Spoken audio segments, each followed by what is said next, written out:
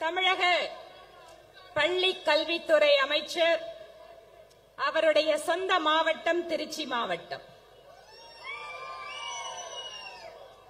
தேசிய கல்விக் கொள்கையை தமிழகத்தில் நாங்கள் ஏற்க மாட்டோம் என்று சொல்கின்ற அமைச்சருக்கு இதோ உங்களுடைய மாவட்டத்திலேயே பாரதிய ஜனதா கட்சி எங்கள் ஆதரவை காட்டுகிறோம் என்று இங்கு குழுமி இருக்கக்கூடிய பாரதிய ஜனதா கட்சியினுடைய அத்தனை சொந்தங்களுக்கும் இந்த கூட்டத்திற்கு தலைமை வகித்துக் கொண்டிருக்கக்கூடிய இந்த பகுதியினுடைய பெருங்கோட்ட பொறுப்பாளர் மாநில பொதுச் செயலாளர் அன்பு சகோதரர் கருப்பு முருகானந்தம் அவர்களுக்கும் இந்த மாவட்டத்தினுடைய தலைவர் திரு ஒண்டிமுத்து அவர்களுக்கும் மற்றும் மேடையில் அமர்ந்திருக்கக்கூடிய கட்சியினுடைய மூத்த தலைவர்கள் முன்னாள் அமைச்சர் திரு பொன் ராதாகிருஷ்ணன் அவர்கள்,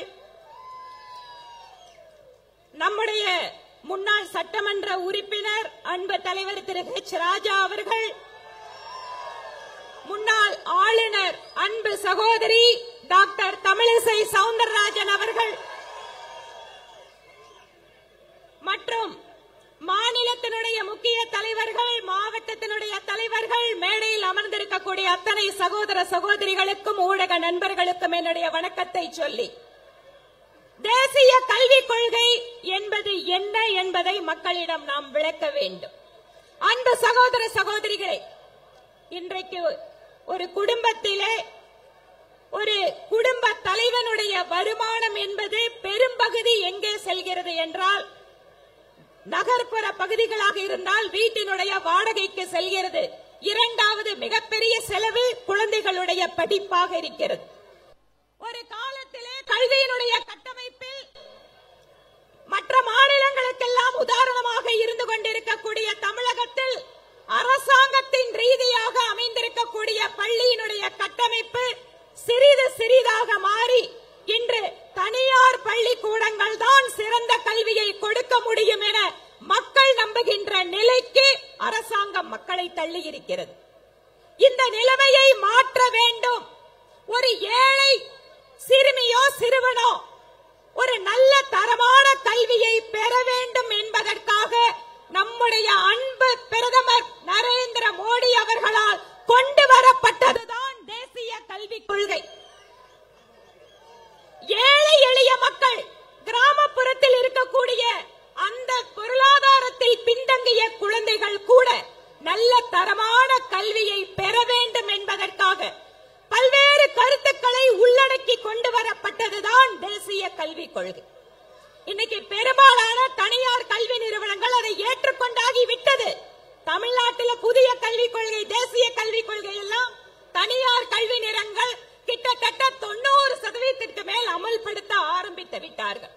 இங்க என்ன சிக்கல் வந்திருக்கிறது? திராவிட முன்னேற்ற கழகம் ஒரு மனக்கணக்கை போடுகிறார்கள். பிரதமர் மோடி அவர்களுக்கு எதிராக, பாரதிய ஜனதா கட்சிக்கு எதிராக தமிழகத்திலே ஒரு பொய் பிம்பத்தை கட்டமைக்க முடியும், அதன் மூலமாக தங்களுடைய அரசியலை நடத்த முடியும் என நம்புகிறார்கள்.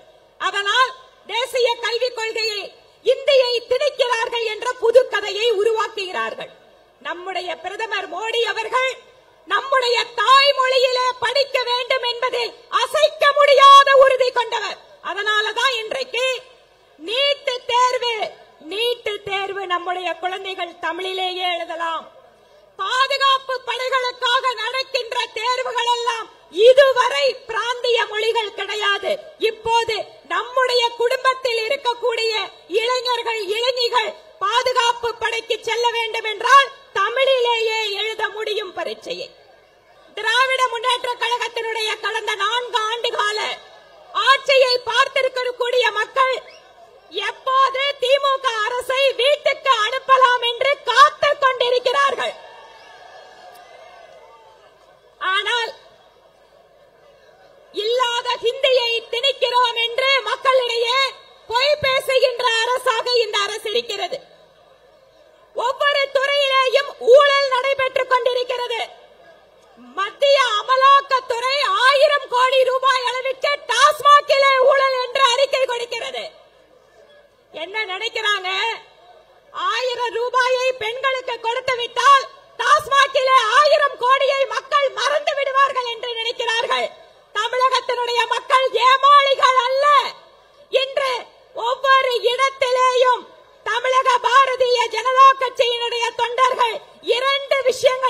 தெருவிலே நின்று கொண்டிருக்கிறார்கள். ஒன்று, தமிழகத்திலே தேசிய கல்விக் கொள்கையை அமல்படுத்த வேண்டும். இங்கு ஹிந்தி எதிர்ப்பு என்பது எழுபடாமல் போய்கொண்டிருக்கிறது என்பதை கண்கூடாக திராவிட முன்னேற்ற கழகம் பார்க்கிறது. ஒவ்வொரு பகுதியிலேயும் கிராமத்திலேயும் மக்கள் தங்களுடைய கையெழுத்தை போட்டு பாரதிய ஜனதா கட்சிக்கு லட்சக்கணக்கான பேர் ஆதரவு கொடுத்துக் கொண்டிருக்கிறார்கள். திராவிட முன்னேற்ற கழகம் எதிர்பாராத நிகழ்வு இது. 1000 கோடி ரூபாய் ஊழலுக்கு எதிராக கட்சியினுடைய போராட்டத்திற்கு இன்று ஆயிரக்கணக்கான மக்கள் தாங்களாக முன்வந்து ஆதரவு கொடுத்து போராட்ட களத்திலே நிற்கிறார்கள்.